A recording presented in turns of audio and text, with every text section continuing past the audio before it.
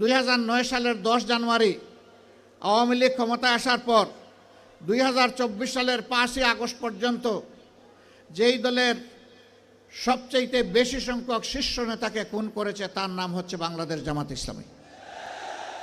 এক এক করে 10 জনকে খুন করেছে, আর আল্লাহ একজনকে বাঁচিয়ে রেখেছেন। তিনি হচ্ছেন আমাদের ভাই এটিএম আজহারুল ইসলাম। আফসোসের বিষয়, 6টি মাস চলে গেল, বাংলাদেশ ফ্যাসিবাদীদেরকে তাড়ালো, কিন্তু ফ্যাসিবাদের বোঝা এখনো এটিএম আজহারুল ইসলামের ঘাড়ের উপরে রয়ে গেল। এক এক করে জাতীয় নেতৃবৃন্দ সবাই বের হয়ে আসলেন, এখনো আজহারুল ইসলাম অন্ধকার প্রকোষ্ঠে থেকে গেলেন কারাগারে। তাই আমি মনের কষ্ট নিয়ে সেদিন বলেছি যে আজহার ভাইকে ভিতরে রেখে আমি আর বাইরে থাকতে চাই না। আমি সরকারকে অনুরোধ করেছি আগামী 25 তারিখ আমি স্বেচ্ছায় নিজেকে আইনশৃঙ্খলা বাহিনীর হাতে তুলে দিয়ে বলবো আমাকে গ্রেপ্তার করুন এবং আমাকে কারাগারে পাঠান। যেদিন আজহারুল ইসলামের মুক্তি হবে তার পরের দিন আমার মুক্তিটা দিয়েন। 13টি বছর কারাগারের অন্ধকার প্রকোষ্ঠে দুঃখে দুঃখে জীবনের সাথে তিনি লড়াই করছেন।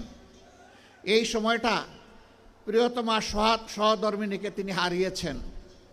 এই সময়টা তার পরিবার ছিন্ন ভিন্ন হয়ে গিয়েছে। সেই মানুষটার উপরে আর জুলুম করবেন না, দয়া করে তাকে এখনই মুক্তি দেওয়ার ব্যবস্থা করুন। যদি মুক্তি না দেন, বাংলাদেশ জামাতে ইসলামীকে সরাসরিভাবে আককরি করতে এই দেশের 3 কোটি প্রাপ্তবয়স্ক মানুষ সমর্থন করে এই 3 কোটি মানুষকে জেলে নেওয়ার জন্য প্রস্তুত হয়ে যান।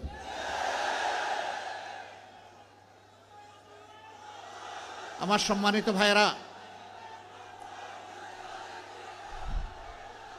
এই 54 বছরে এই বাংলাদেশে অনেক কিছু ঘটে গিয়েছে। দফায় দফায় রক্তের বন্যা বয়ে গিয়েছে। আমি কথা লম্বা করব না, আপনাদের দিকে তাকায় আমার খুব কষ্ট হচ্ছে।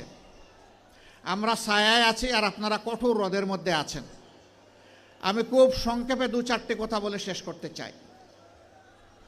এই 54 বছরে অনেক দলের শাসন আপনারা দেখেছেন, অনেক আদর্শের কথা আপনারা শুনেছেন, কিন্তু সংখ্যাগরিষ্ঠ মানুষের প্রিয় আদর্শ ইসলামের শাসনটাই দেশবাসীর দেখার সুযোগ হয় নাই। জানি না এইটুকু হায়াত পাবো কিনা। মহান আল্লাহর কাছে ভিক্ষা চাই, হে আল্লাহ, এতগুলো মানুষকে যখন তুমি দৌলতে ঈমান দান করেছ, মেহেরবানি করে সেই ঈমানের সোর্স কোরআনকে বাংলাদেশের শাসন ক্ষমতায় তুমি বসায় দাও। এর জন্য তুমি আমাকে, আমার সঙ্গীদেরকে কবুল করো, এদেশের কোরআন প্রেমী মানুষগুলাকে কবুল করো। অনেকে অপবাদ ছড়ায়, পরিকল্পিত অপবাদ। বুঝলাম কোরআনের শাসন কায়েম হলে ভালো হবে, কিন্তু এদেশে তো অন্য ধর্মের মানুষরা আছে। অবশ্যই আছে, দুনিয়ার এমন কোনো রাষ্ট্র নাই যেখানে বিভিন্ন ধর্মের মানুষ নাই। বাংলাদেশেও আছে। কত পার্সেন্টেজে আসে এটা আমি বলতে চাই না। কেন বলতে চাই না? এটাও আর একটা বৈষম্য। আমরা গভীরভাবে বিশ্বাস করি এদেশে যারাই জন্মগ্রহণ করবে তারা এদেশের গর্বিত নাগরিক। ধর্ম তার নিজস্ব ব্যাপার, রাষ্ট্রের দায়িত্ব হচ্ছে নাগরিকের হাতে তার অধিকার তুলে দিতে হবে। আমাদের সংবিধান, বিদ্যমান সংবিধান ও অধিকারের কোনো তারতম্য এখানে নেই এবং কোরআনের সংবিধানেও নাই। সেদিন একজন অমুসলিম দায়িত্বশীল নেতা আমাকে জানতে চাইলেন, তো যদি নাই তাহলে আমাদের কাছ থেকে আলাদা একটা কর নেবেন কেন ইসলামী রাষ্ট্র হলে? আমি বললাম, আপনি যথার্থই বলেছেন। আপনি কি ইসলামী রাষ্ট্রে জাকাত দেবেন? কয় না, তা তো প্রশ্নই উঠে না। আমি মুসলমান না, আমি জাকাত দেবো কেন? আমি বললাম, তাইলে এইটাকে এখানে রাখলাম যে মুসলমানরা জাকাত দেবে, আপনি এগ্রি? বলে যে হ্যাঁ আমি এগ্রি। আমি বললাম, রাষ্ট্রের উন্নয়ন এবং অধিকার সবার জন্য যদি সমান হয়, তো একজন জাকাত দিল অর্থাৎ একটা ট্যাক্স দিল, ইসলামী ট্যাক্স, আপনি কিছুই দিলেন না, তো অধিকার সমান পাবেন কিভাবে? আপনাকেও একটা ট্যাক্স দিতে হবে, ওই ট্যাক্সটাই শুধু আপনার কাছ থেকে নেওয়া হবে।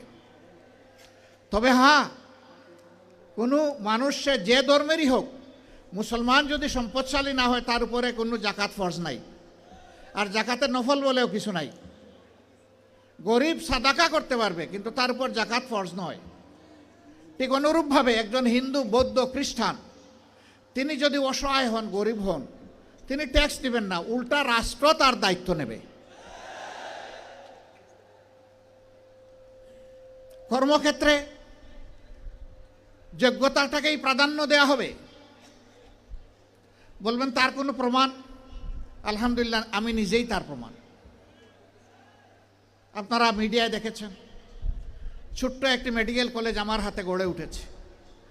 মানুষ বলে এটা অনেক বড় মেডিকেল কলেজ, আমি বলি খুব ছোট মেডিকেল কলেজ। দুনিয়াটাই ছোট, আর মেডিকেল কলেজ কত বড় হবে?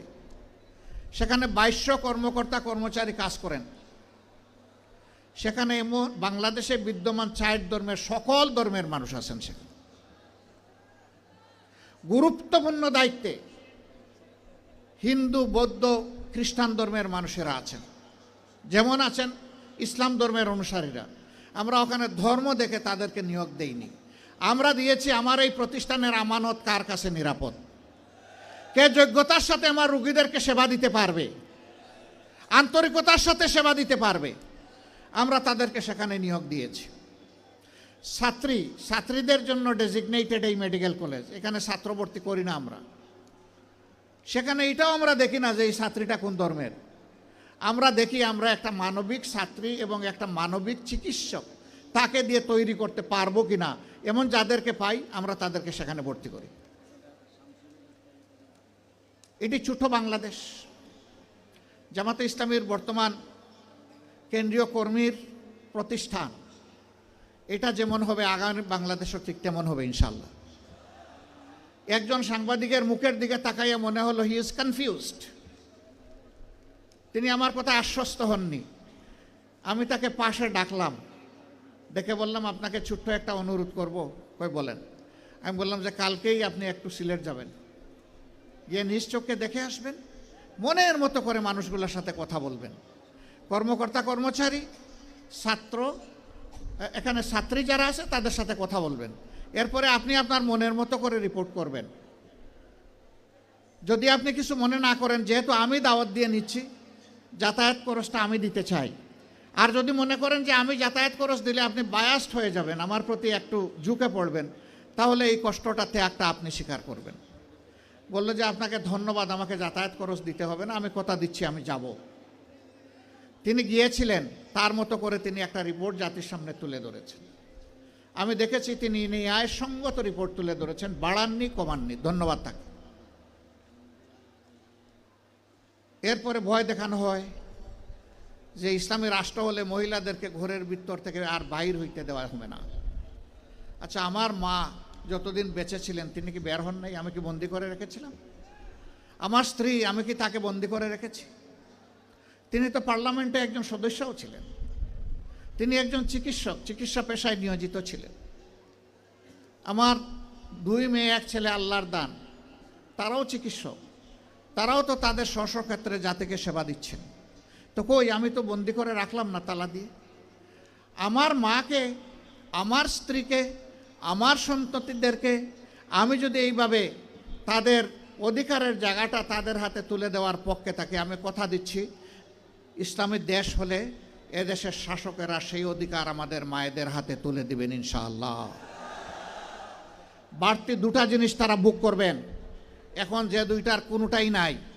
একটি হচ্ছে সামাজিক নিরাপত্তা, আর একটি হচ্ছে তাদের মর্যাদা। ইনশাআল্লাহ সেই 2টাও সেদিন তারা ভোগ করবেন, এবং নিজেকে বাংলাদেশের একজন নাগরিক হিসাবে পরিচয় দিয়ে তারা গর্ববোধ করবেন। সেই বাংলাদেশি কোরআনের আলোকে তৈরি হবে ইনশাআল্লাহ। এখন আমরা যারা বলি যে কোরআন এক জিনিস, রাজনীতি আর এক জিনিস, না ভাই, এটা ঠিক না। দুনিয়ার সর্বশ্রেষ্ঠ রাষ্ট্র ছিল মদিনা কেন্দ্রিক রাষ্ট্র। সর্বশ্রেষ্ঠ শাসক ছিলেন মুহাম্মদুর রাসূলুল্লাহ সাল্লাল্লাহু আলাইহি সাল্লাম। তিনি একটা আদর্শের ভিত্তিতে শাসন করেছেন। সেই আদর্শটা কি? আল কোরআনের আদর্শ, ইসলামের আদর্শ। আল্লাহর দেওয়া আদর্শ।